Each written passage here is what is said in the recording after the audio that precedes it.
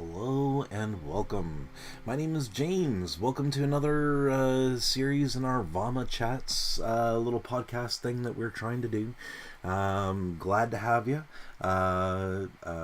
This is hello and welcome from the budding rural metropolis of Owen Sound, located snugly in the sunny half of northern southwestern Ontario.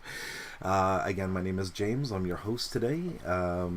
Normally we like to have a couple of other people on the show, on the podcast, but regrettably due to life circumstances, our friend of the show, Rebecca, is unable to join with us today. Yeah, I'm glad for everybody who's able to join us here, and on YouTube, where we are streaming this live, and we're eventually going to be turning this into actual episodes that you can search and find on YouTube, not just the live streams, and. When we get to that point, hopefully we'll be able to get a little bit more of a better reach.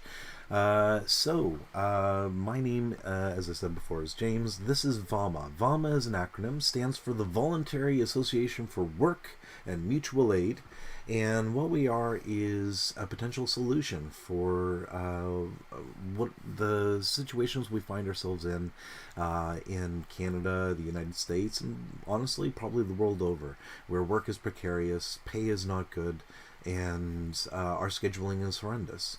As from the worker's perspective and from the customer's perspective, we have no recourse when things don't go wrong, when things go wrong. We get the feeling that we're just a number to a corporation. Maybe we're really lucky and they have a good return policy, but most often than not, we feel like we're paying through the nose for more and more, increasingly more and more subpar quality goods, while at the same time we're watching their profit margins skyrocket while the rest of us are getting to the point where we aren't able to afford what it is that they're peddling to us. So there has to be a solution. Well, for me, as I'm sitting here surfing, doom scrolling through the internet every day, and going, what can the possible solution be? I started to come up with the various ideas that change the starting point that I find myself in our economy, that changes so that instead of being obligated to sell my time and my skills and my labor in such a way where I lose control over my life while I'm doing those things, instead of playing the game that way, we have set up within Canada, certainly, and also various other places throughout the world. But we have a thing that we call cooperatives, which is a way of doing business together that allows for the people who are doing the work to participate in the surplus that business produces, or the profits that business produces, and not just the workers, but also the consumers, the customers, the people who are bringing their disposable income, or euphemistically disposable income to our stores to purchase what it is that we have to offer. We will also give them a part ownership in what it is that we're doing, part of a say in how it is that we're doing it. People always say that if you want, well, I'm imagining this, but it makes sense to me that if you want to succeed well in business, one of the avenues for success is listening to what it is that your customers want. And if you can provide for your customers what your competitor isn't, your customers will come to you. And at the end of the day, that's what we want. We want to be able to be the kind of place that customers feel inclined to come to us rather than going to our competitors. Well, that's cool. I think the best way to do that is to bring our customers right on board. Let them be a part of the enterprise. Let them know that their voice counts, that their concerns have a vehicle and an avenue for actual systemic change within how we structure ourselves and how we do business. I mean, for me, if I was somebody who was concerned about how the business practices of the local businesses in my area affected the environment. And I was looking at the options that I had with the regular corporate Bay Street, Wall Street type businesses, um, uh, and versus something that actually gives us a vehicle for making change, for letting your voice be heard. It's not a guarantee that you'll be able to get your ideals seen or carried by everybody, but it is absolutely more of an opportunity to convince as many of us as possible that what we need to do for the best for our best interest in the long-term survivability of our planet. It's all interconnected, and one of the things I love about the cooperative model is that it does away with the quarterly drive to maximize shareholder value, the fiduciary responsibility that is intrinsic to all corporations everywhere. Well, in a cooperative setup, we can do more than just try to make money. We can also try to address things within our community. Like, let's say we've identified that there's need for affordable housing for people. One of the things that we can make as part of our a measure of whether or not we've been successful as a business is, are we doing what we can to help address the needs of housing in our area, and if we can as part of our what we do with our surplus, what we do with our profits, we all agree ahead of time that what we're going to do is we're going to set a little bit aside to make available for people who need housing, that we can then turn into a fund that we then use to start buying up housing projects and turn them into housing cooperatives, so that people can be guaranteed a home where they're paying a reasonable amount of rent or whatever it is when it's a housing cooperative. I don't think it's rent. It's something technically called something different, but I don't know as much about housing cooperatives as I do about other things. But if I'm not careful, I'm going to go down a rabbit hole which has nothing to do with today's topic, which of course is education, training, and information. So I'm going to just bring my little ADHD-addled brain back into alignment with the trajectory of today's topic. Before I go into that, just a quick recap about what we talked about last week. Last week was a chill stream. Let's not talk about that. Let's talk about what happened in the week previous, where we were talking about autonomy and independence of the of cooperatives and how we achieve that within the VAWMA structure. Basically, we're trying to use sociocracy, or a version of it that I've been able to pick up from the internet, and so everything operates within circles. Circles in this particular case are groups of people that are not hierarchically aligned. They're not top down. Rather, they are like King Arthur's table, a circle, and everybody has the same right to speak, has the same right to object, has the same right to consent, and has the right to vote. It's one member, one vote. Nobody has more voting power than anybody else. It's just, I consent or I don't. So within that, we align our businesses within the circles, and those circles then take care of running each individual business. We have delegates within these circles, so when sometimes the circles will overlap, and the business of one circle will coincide with the business of another circle, and in a scenario like that, we have a delegated member from each circle that will be the liaison, I guess. So when one circle is working on business that affects another circle, the delegate from the other circle goes to the circle making the decision that affects everybody and has a chance to give their input and say, well, this is how what you're deciding on affects us. So it gives the second party an opportunity to object or consent, and have their objections addressed before they consent to what it is that they go along with. So that's autonomy and independence, and how we hope to achieve it within VAWMA, we just clearly spell out the lines of communication and the circles where the democracy happens, where the power happens, where things that need to change, they happen within the context of those circles, and we very clearly spell out what the criteria are to be a part of that circle, and at what times. And so today, as we're going to be talking a little bit about the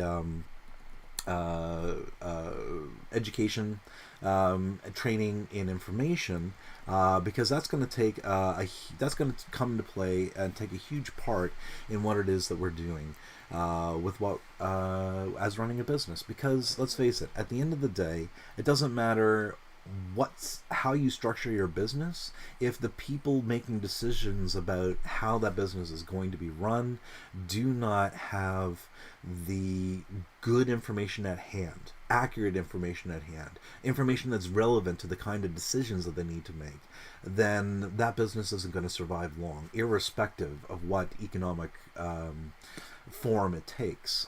And so we recognize, as point number 5, I believe, on the cooperative principles, that the key to running a business cooperatively lies in education, information, and training. And to that end, I'd like to once again share with you a resource that has been made available to the public through the Ontario Cooperative Association. Thank you, Ontario Cooperative Association. This is just their little fact sheet. I've been using it sort of as the foundation for explaining the 7 cooperative principles. These principles go all the way back to one of the first, arguably not the first, but amongst the first cooperatives to come into existence in this current iteration of history, were the Rochdale Pioneers, and they came up with originally 6 cooperative principles, and over the years it's evolved to include the 7th. And these, just as a quick recap, these principles are voluntary and open membership, democratic member control, member economic participation. So, when we make money, everybody gets a little bit of it.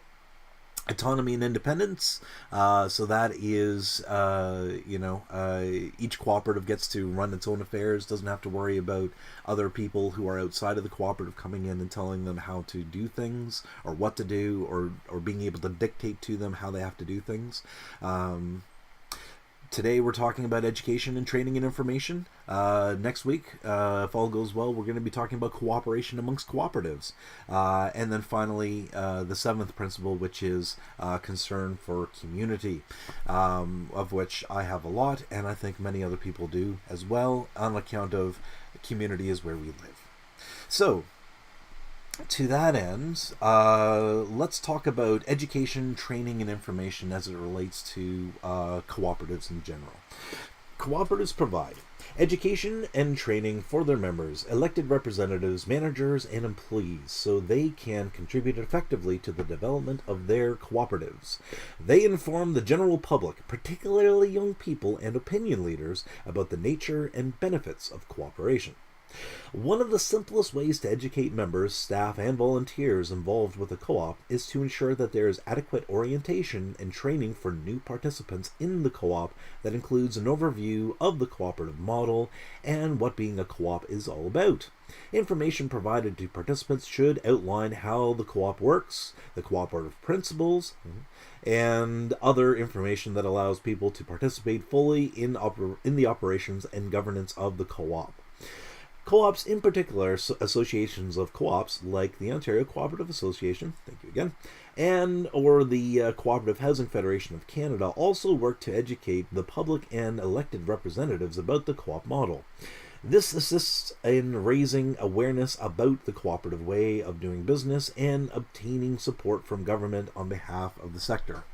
So thank you to all those associations out there doing the hard work. I appreciate it. I don't think I would be here today doing this if I didn't have the kind of support that you get from them.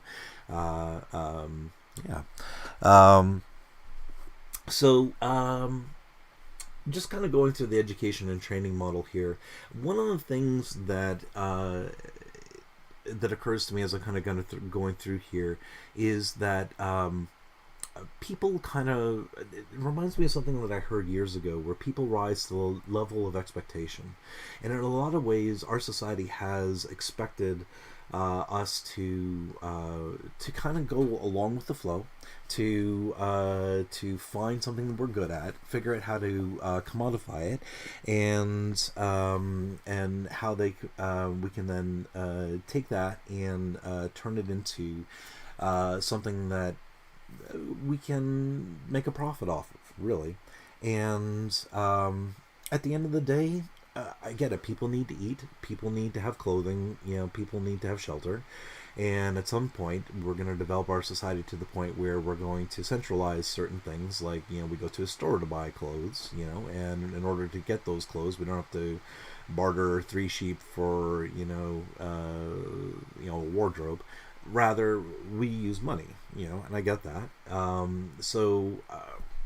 Okay, if I go back that far, it's going to take forever us to get back to education and training. But the point of the matter is that we're not educated in our public education system on how to run a business from the aspect of business owners. As a general rule, you might get lucky. Maybe you go to a high school that offers a business accounting course or something like that. But to my knowledge, those are not mandatory courses. It's not like English, math, or sciences, or things like that. It's an opt-in. It's an elective. And okay, I get that. Not everybody wants to be Alex Keaton, who's for those of you who aren't as old as I am, that's a reference to a budding young Republicanoid from the 80s in a sitcom. I forget what the name of it is. At any rate, it doesn't matter. Point of the matter is, education, training, and information is something that right from the get-go, when you are joining what it is that we're trying to do, that information about how we do things is going to be, I think, key. And I'm just going to wait for a second because I see that YouTube has hiccuped for a moment. So, yeah, okay, we're moving again. So, education is key for people coming in for the first time, because for most of us, we haven't been taught how a business works. We haven't been taught, from that aspect of things. We've, in most cases, had a very hard education where we've learned that in a lot of cases, the owners of businesses will pay us exactly what it takes to keep us coming back tomorrow and not a penny more. And to that end, what we're trying to do with VAWMA, big picture, is we're trying to create a way of doing business, not just business, a way of doing life. Because when you think about it, when I wake up, 100% of my 24-hour day, like a third of it is spent sleeping, 6 to 8 hours. If I'm lucky. I got young kids. And I'm getting older. So like say a third of my day is spent sleeping, a third of my day is spent at work, and a third of my day is, spent traveling to and from work and, looking after other little kids and, trying to, survive and recover from all that. And, okay, so in that scenario, for most of us, a whole third of our day is spent in a world where we have no say or control over our lives, what we do, what we say. Our break times are appointed for us by managers. We're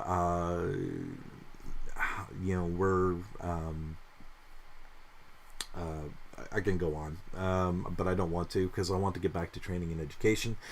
But the point of the matter is, I'm sorry, someone's trying to call me and I'm going to ignore them. I hope it's not important. What is the point of the matter? I can't remember now. The phone call has sidetracked my ADHD. So now we're just going to bring it back to the central point, which again is education, training, and information. In this particular case, I wanted to think a little bit today about the idea of how education, training, and information looks like for our individual members within VAWMA. Um, so, and I guess before I should get into that, I should kind of get into the foundations behind, um, uh, again, what it is that we are trying to accomplish at VAWMA for the purposes of what it is we're trying to do. So, as the Ontario Association paper pointed out, we've got an important stepping stone when people come in for the very first time to become members. We're going to have a point where we're going to educate them. We'll have like a meet and greet night, a regular sort of meeting that will happen probably once a quarter, where all new members will come in, will be officially sort of recognized by the board, their application to join, which is something that needs to happen anyways, legally speaking. And in addition to that, they would have like the orientation. This is who we are. These are our principles. This is our mission statement. This is our value statement. This is how we do things. And to that end, we would have regular meetings, both for our dedicated members who are working the businesses that we have within our organization, and also for our community members who are participating as consumers, but also, again, as community members.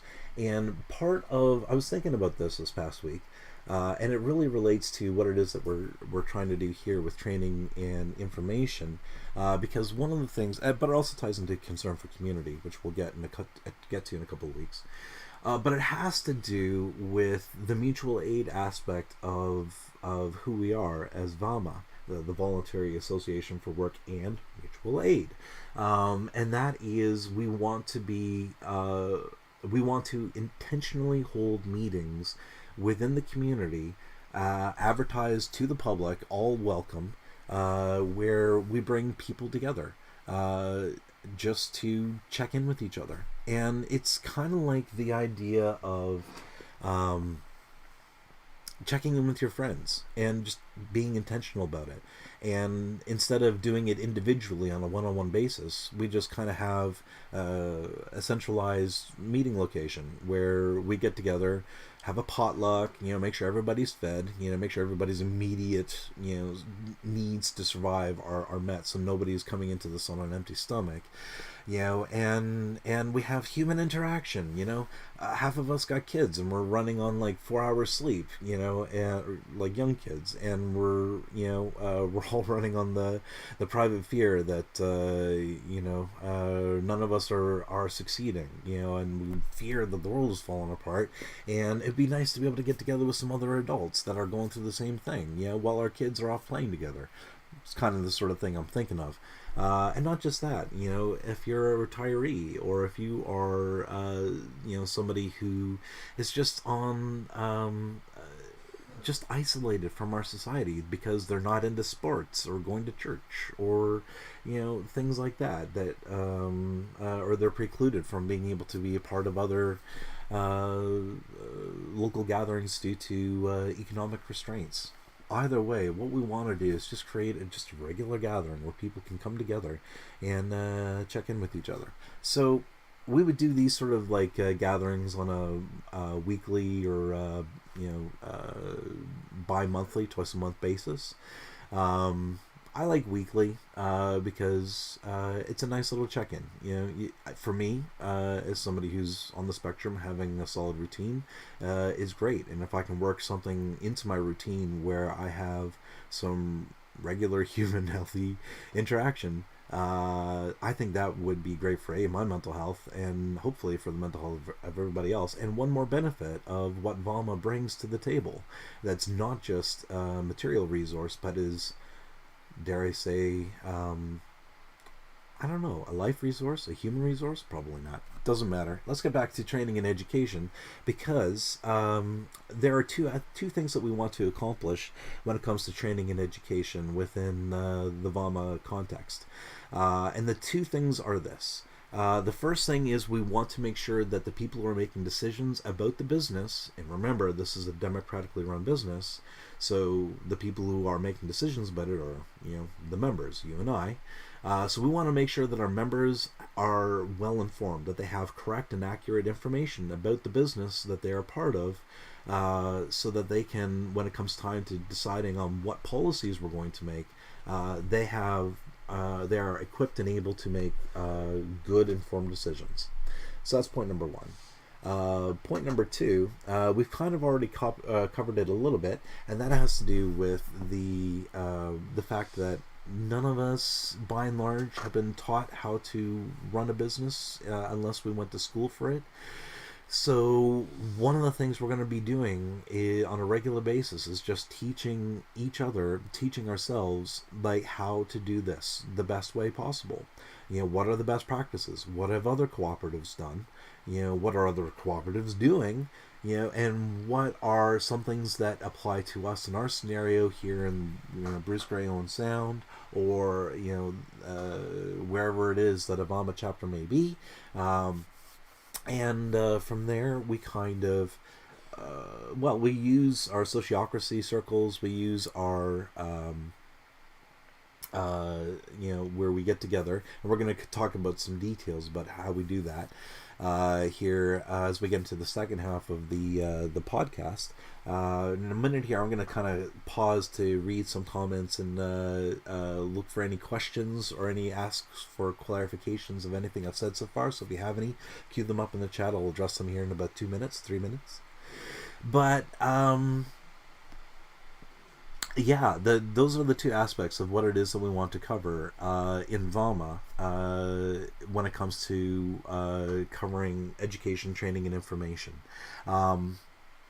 And as I'm thinking about it, I will say there's actually a third component to this, because the third component has to do with cross-job training or cross-co-op training, and that is one of the things that we'll be committed to is training our dedicated members or our union members, as the case may be, on how to do the different roles and positions and jobs that we have within our co-ops, with the hopes that the more people we have qualified for the jobs that need to get done, the larger labor pool we'll be able to pull from, the more likely it is that we'll always have a scheduled shift covered, which then turns into higher customer satisfaction, because from the customer's point of view, there's always somebody there who's happy to be there because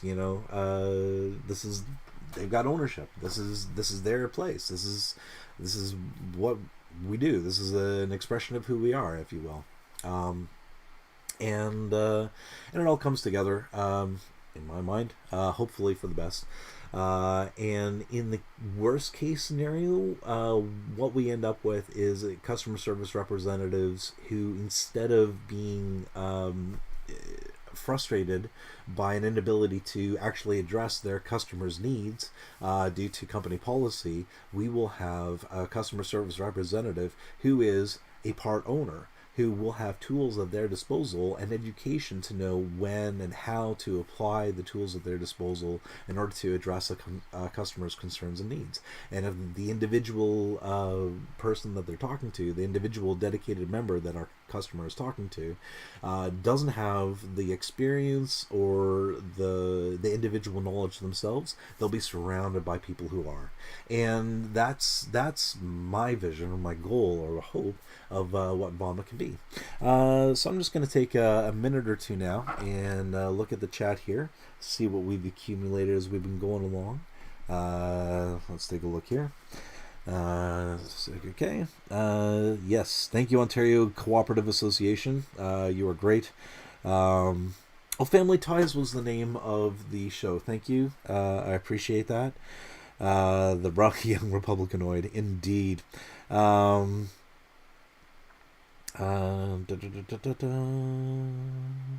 questions yet. Excited for the concept. Wonderful. I have accumulated a running commentary. I like it. Oh, I like the idea that you're posting here for with tying it into the Cafe Libre thing. So I'm going to read this aloud. Cafe Libre hosting community nights. Cordon off the front parking lot in the summer for barbecue shenanigans. Very visible at that intersection. Absolutely right. Probably can't cordon off the public parking lot. They won't let us. I would imagine that would be a condition of lease. But I like the direction you're going in. Maybe, I don't know, we can figure out, because there is a section in the front. There are large, what do you call, uh, pavilions? That's not right. Raised sidewalk sort of things, but not in a standard grid format. Sort of, it doesn't matter. Probably not enough to fit more than 6 people, I would imagine, at any given time. If you include a barbecue in there, probably 4. So probably not the best idea. But it's something that we can workshop, and I like the direction you're going in. But because and to that point, as I've kind of been envisioning this, I've been picturing that we would have like a Cafe Libre type establishment, even if it ends up not being that specific place, at this specific time, but having whatever property that we have to start with, we would inevitably end up using it to have a common kitchen where we can do our potlucks, and make sure that they're inspected so that nobody has to worry about getting like listeriosis or whatever it is that people get from improperly cooked food, and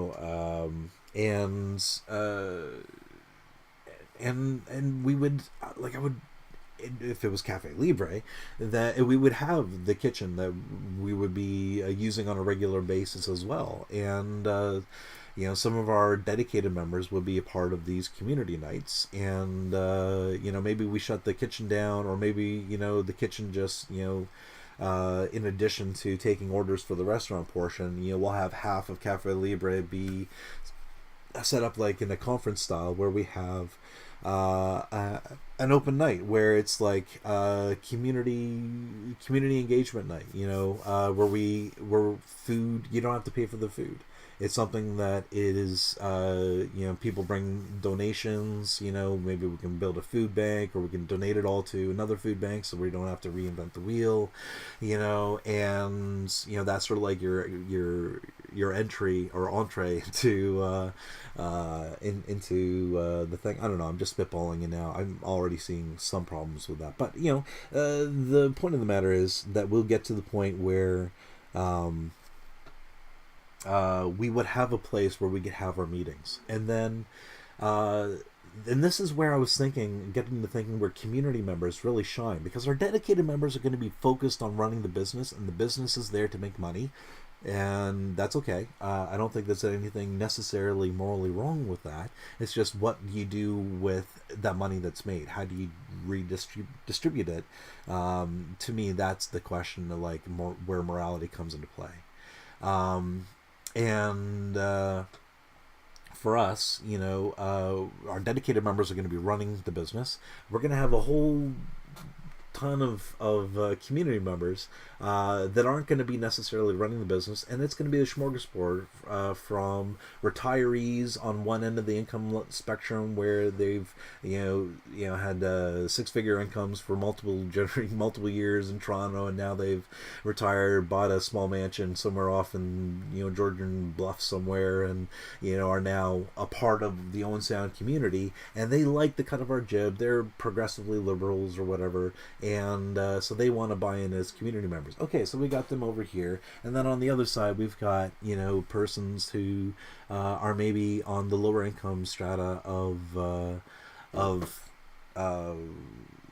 the economy, and are just looking for a way to potentially get ahead, and they are also invested in what it is that we're doing. Maybe they're not in a place where they can work, they're not in a place where they can be a dedicated member, and we don't have the union membership set up yet, so they can't be a union member yet. I'm just thinking early days now. But it would be potentially knocking, this is the number we're currently throwing around, it's subject to change, but it would be $25 a month to be a member of what it is that we're doing, $300 over the for the year, and for that you would get stake in the business, and anytime you'd spend money with us, you would get potentially get a share of patronage. And again, the numbers are floating. Currently the numbers we're talking about are like for every $50 you spend with us, you would get a share of the consumer patronage. And then at the end of the year, if we made money, we would cut you a check based on how much money you spent with us. Which again, if you're the lower income strata, it's not going to be much in the grand scheme of things. It may be everything for you, but so at the end of the day, you would get stuff back. So that's my pitch for VAWMA. But the important thing in all that is the education thing, which we're going to get back to. If we had the property, we'd have the lord of that section of the parking lot. We'd have to check the lease. Yeah. Yeah. And so let's look at this VAWMA idea from the Knights of Education and stuff from the perspective of different class members within VAWMA, because we've essentially have depending on what stage we're at in our growth and our development, we're going to have an absolute minimum of 2 member classes, which are our dedicated members, who are working members, and or community members, who are a consumer member class. And as we grow and we expand, we'll have a union member class, which is also working member, but has a lower barrier to entry with regards to the buy-in. It's as well as we may introduce producer members, client members. I was reading something up. You can introduce like a professional member class. There's so many different things. There's so many different potential classes you can do with regards to when you're setting up a multi-stakeholder cooperative. It's fun. But we'll get into all those as we go along. The point of the matter today is from the point of view from a dedicated member. What education, training, and information looks like is going to be a little bit different than what it looks like from a community member. But there is overlap, significant overlap. And to that end, one of the things that we want to bake into how we do things in VAWMA is to have regular gatherings where information is disseminated to our members, is spread out to our members. And to achieve that, we're going to have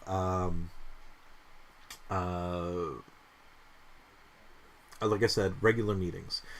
So point number 1, we are required by law to have at least one general meeting once a year, the annual meeting. Ironically, you can have it once every 18 months. Laws, baby. But you have to have it. So that's the one we're state mandated to have. Okay, we're going to try and aim to have that meeting every 12 months. On and around the end of our fiscal year, so that we can report to our members just how well we did, how much their patronage shares are worth, how much, if any, they can expect to get that's coming down the pipeline with regards to patronage. They'll have an opportunity to vote on where the community investment fund goes, which we've discussed before. And as well as at the annual meeting, any voting that needs to be taken care of by the entire organization takes place in that kind of a forum. And at that point, the board of directors, of course, is going to be responsible for presenting to all the members gathered the state of the business. Now, I personally, and I think that this would be a good idea, and I don't see it practiced very often, and I don't know why. So maybe as I continue to learn more about cooperatives, I'll find out if there's a good reason as to why this doesn't happen. But as it stands, I would love for us to bake into our business practice in our organization that we would have quarterly gatherings where at the corporate level, the absolute maximum spread of the VAWMA reach that encompasses both our businesses and our mutual aid projects, everything, all come together at least once a quarter, once every 3 months, to check in with each other, to get a sense for where the business is at, where the VAWMA project is at, where our mutual aid projects are at, and from there,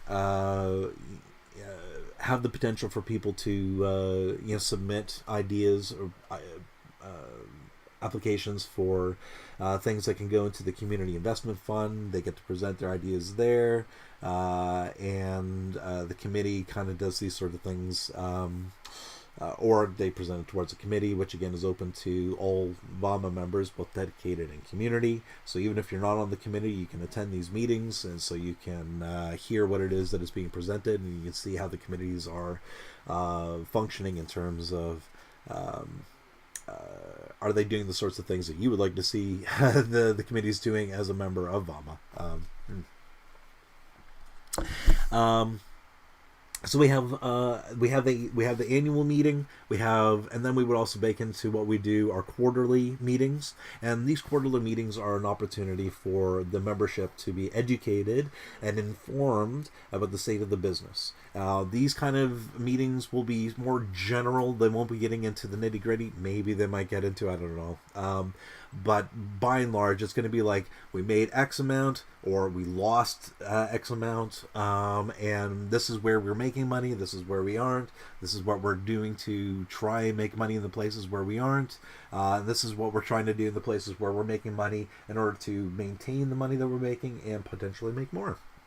And then, of course, at the end of the year, when we do the annual meeting, we have to find out how the money we make gets distributed to all of us based on how we've contributed to making it. So so annual meeting, quarterly meetings.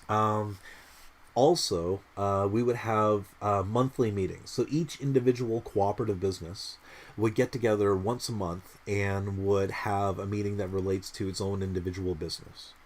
And so in the case of Cafe Libre, all the bakers, cooks, and customer service staff and maintenance staff would get together once a month and sit down and say, okay, how are we doing? We open up the books, we take a look at where we're making money, where we're not making money. The leader or the co-op executive, the circle executive that is tasked with carrying out the policies that the circle comes to on the monthly basis, or maybe we have a manager that we've hired, just keeping in mind that unlike most scenarios, most stores that you'll be familiar, where the manager can fire you if you're not doing the job. If we don't like the job the manager is doing, we can fire them. It's just a complete role reversal as far as that dynamic goes, but the manager is responsible for carrying out the policies that the circle comes up with. And if they do not carry out those policies satisfactorily, the circle can fire them, is basically how that works. Side tangent. The point of the matter is, once a month the circle will gather, and at that point anything that the circle needs to decide to do happens. That they also get educated about the state of the circle. They get informed of what's going on. And so that's point number 3.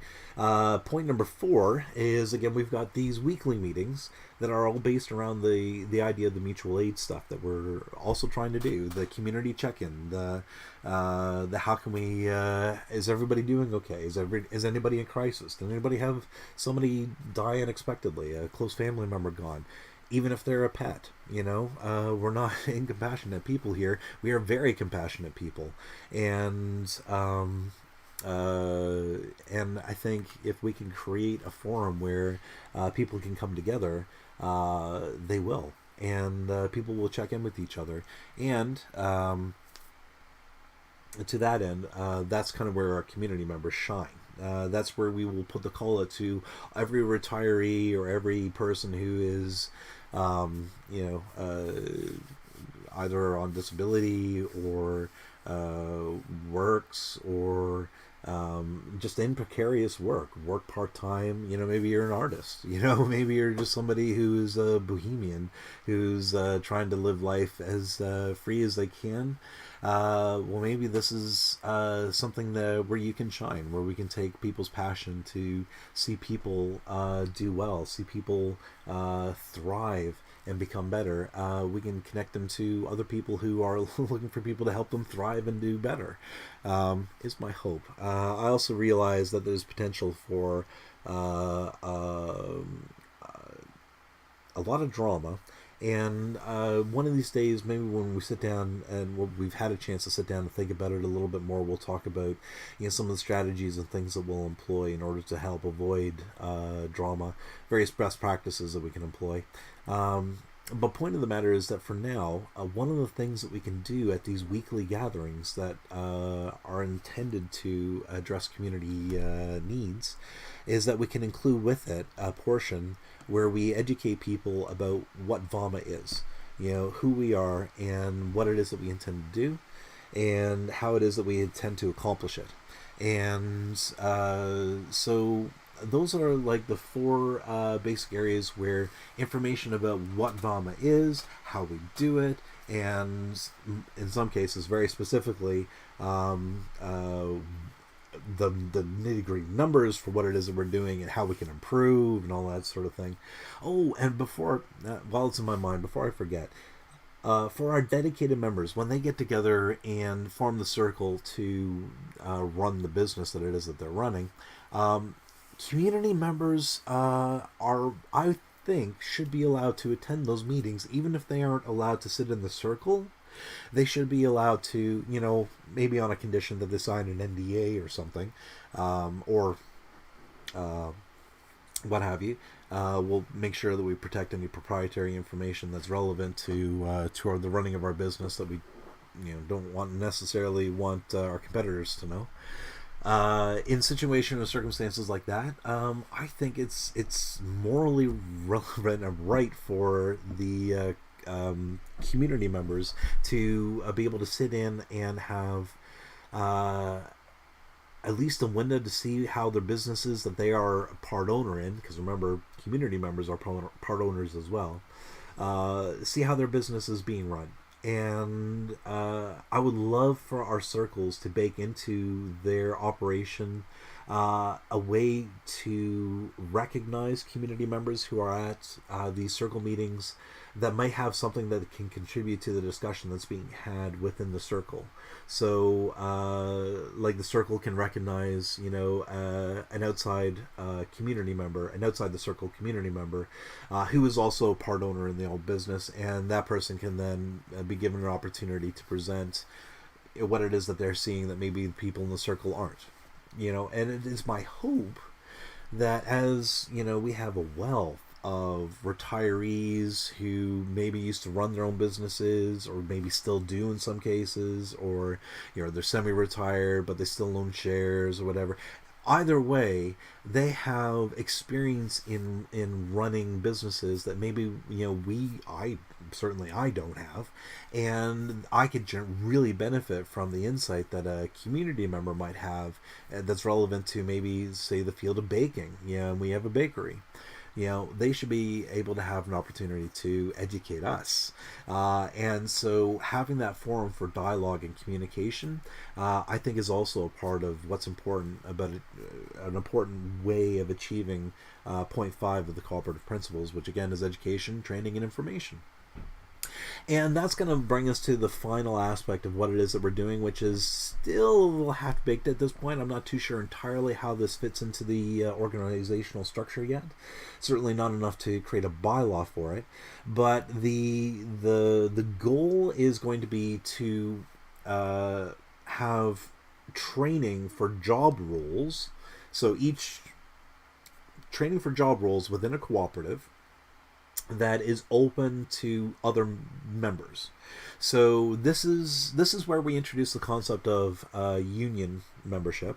first and foremost. So as we grow and as we expand and as we discover, hey, we thought we needed 25 people to run this business, we actually need 30. So we need to hire 5 more people. Okay, so at that point, we would turn to our community. We would post up flyers saying now hiring, apply within, and at that point, the people that we hire, we would give them an option. You could, be hired. We like you. You're hired for the job. You can work for whatever the state mandated minimum wage is, or you can join union membership for like $300 a year, and we will give you the option. You can pay it up front, or you could just have it deducted off your paycheck, which would be like $12.50 off your paycheck. To be a part of the union where you get to paid the living wage that we offer every single person who works for our VAWMA cooperative, and patronage. So the hours you work go towards getting a share in the profits that we make. And if we have benefits, access to benefits. If you that sort of thing. And then we have, as part of our monthly gatherings, when we do the open up the hood, look under the hood, look at the engine, metaphorical engine of the business, and we figure out what's all going on. A part of that day would also involve maybe, hold on, you know what, I'm not gonna put it into that type of thing here. This is a potential. We might do it other ways. We might just have regular training events that happen during the week as well. As I'm thinking about it, that to me makes more sense. But the point of the matter is that our cooperatives will, on a regular basis, have training for the different jobs that they do. So, using Cafe Libre as an example, we're going to have a baking role where people bake whatever it is that we bake. We're going to have a short order cook role, where people are behind a grill or a deep fryer. They're in the kitchen. They know how to work in the kitchen. They know how to work our menu, and that's what they do. And then we have our front of counter staff, or front of our customer service staff, who are going to be interacting with the customers either through behind the counter, in front of the counter, as wait staff or as bussing staff, what have you. And these particular individuals will all have jobs. Everybody will know what their job is. Everybody will know what the role entails, and they'll be qualified to do it.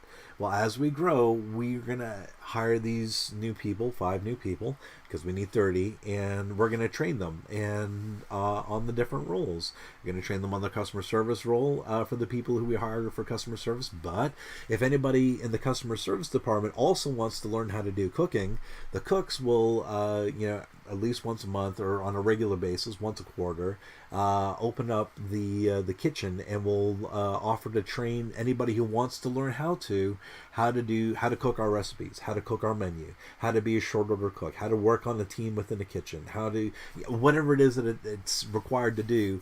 We're going to train people to do the things that we do the way we do it. And then once you're qualified to do that job, if a shift for that job ever becomes available, you can apply for that shift. To me, that makes sense. Maybe people can find holes in the logic, and I'm open to it. Write in the comments below. I will eventually read it, despair, think better of it, and take your advice into heart. Especially if it's good. If it's bad, I don't want to hear it. And of course, all this is subjective, so now start the drama. Anyway, point of the matter is, part of the education thing that we would do is we would open up the training for these positions to any union member or any other dedicated member within that cooperative, what it is that they do. There's a scenario I can conceive of in the future where we may have like an engineering firm sort of thing, where we may put the stipulation where in order to attend the training for this particular job, engineer, you need to have an engineering degree. Okay, well, to me that seems fair, and probably, it's probably the law, and so I'm perfectly fine with putting those kind of stipulations and limitations on it. And if that's the case for engineering, there may be other circumstances and scenarios where it may make sense that we would have qualifications or for people or have people need to pre-qualify for a role before they can attend training and stuff. But these are all things that we will hammer out as we go along. For now, I'm kind of at the place here where I'm going to land this, and I think that I've kind of cast a vision for what it is that we want to do with the with education, training, and information of why it's important. I'm just going to return now to the comments to see if we have any questions or calls for clarification. Let's see what we got here. Cafe would totally be good for hosting community events nights, 100%. And every time I close my eyes and I dream and I vision, what this is going to look like, it's like I'm always standing behind the counter, looking off to my right into like the area where it's all happening, and I'm just seeing everybody gathering, lots of smiling faces, and people like feeling like they're at a place where they belong, like Cheers without the beer, or the dank, and yeah. Nice paid work experience training. One can hope. The training program would also potentially tie in nicely for high school age VAWMA members who need work co-op placements. 100%. And as I dream about this, and I think about the Cafe Libre idea, where it's located in proximity to the high school, and thinking about what we could offer students who are looking for part-time work in order to raise money to be able to go to post-secondary education, what we can do and offer for them in terms of hours and compensation. They would make the living wages just as much as anybody else. So can you imagine in Doug Ford's Ontario being a 17-year-old trying to save up for going off to the U of T or something, and we would offer them a starting wage of $18 an hour plus benefits or whatever. And also I've mentioned this before, but one of the things I've envisioned that we can use the community the community investment fund for are things like education bursaries. And so one of the things that we can do is I'm just spitballing here. I don't know if this is there are laws about this kind of stuff that will construct what we can do and how we can do it, but I'm convinced that there will be a way to accomplish this, where we can make the bursaries that we have that we create as through the process of doing business, that we would make them available to the students, and certainly could potentially make priority the students that have been working for us. So, as an additional benefit to working at VAWMA as a student, not only would you get a living wage, so you don't have to work as many hours to make as much money as you may need to put away. You would also get the potential of getting a chunk of your education paid for just by virtue of the fact that you worked 2 nights a week at our coffee shop. I get excited when I think about that, because it especially if you're like a low income person who do not have access to relatives or family that can help them through with private loans, or just flat out paying for the education straight up. This becomes a way of the community being able to do that for individuals who do not have the wherewithal within their own family structure. Potentially there's also potential for abuse. So we need to make sure that whatever it is that we set up is as free and accessible for everybody in a position of need as possible. And for my money, the best way to do that is to keep as many eyes on what it is that we're doing, so that nobody can hide anything. The more eyes that are, if we practice open accounting, if we practice, if we just show everybody where the money's going, then there's nothing to embezzle. There's nothing to hide, is my way of thinking. So, at any rate, let's see. We got a few more things here. some sort of grant or bursary programs for VAWMA members of all ages would be awesome. That brings up an interesting idea.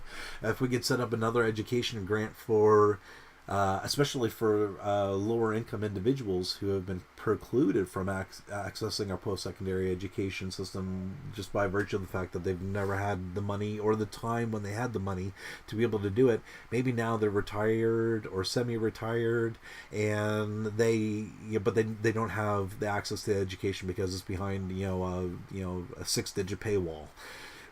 Well, maybe we can create bursaries that allow and sponsor like retired community members to audit courses and then come back on the condition that they can come back and share their knowledge with a free public lecture to the community, so that as they learn, we can also learn alongside them, sort of thing.